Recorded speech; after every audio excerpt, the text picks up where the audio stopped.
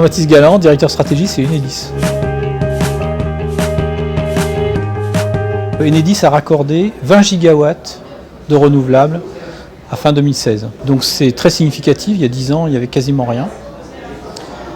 Parallèlement, si on fait le compte des opérations d'autoconsommation, aujourd'hui on a 14 000 personnes en autoconsommation.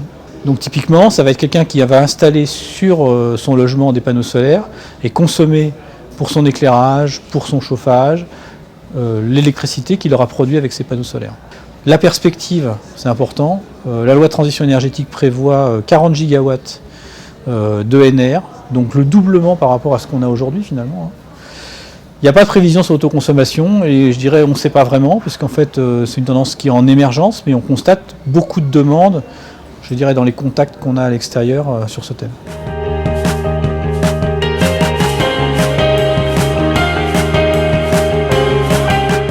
Donc à chaque instant, Enedis va se trouver en position d'avoir à apporter un service, et c'est normal pour un service public, en réponse à des attentes qui se développent par des offres de raccordement et aussi au cœur de beaucoup de choses par le déploiement de son compteur Linky. Parce que le compteur Linky, c'est une plateforme qui va permettre de partager de l'information et de mettre en place ces opérations d'autoconsommation ou individuelles ou collectives.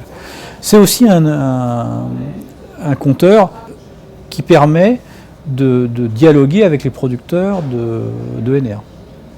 Donc finalement, cette plateforme va permettre d'accompagner la transition énergétique et les nouveaux usages qui se développent dans le cadre de cette transition.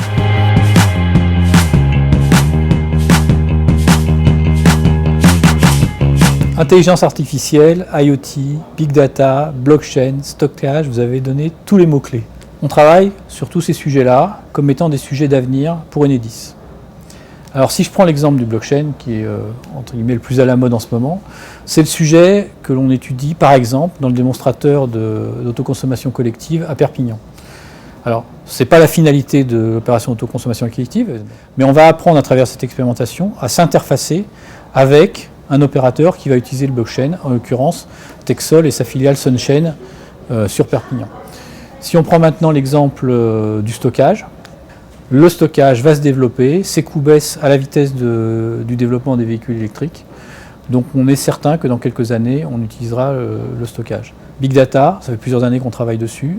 Big Data, on aura énormément d'informations mises à disposition par les compteurs communicants, mais aussi par les capteurs qu'on va mettre sur le réseau.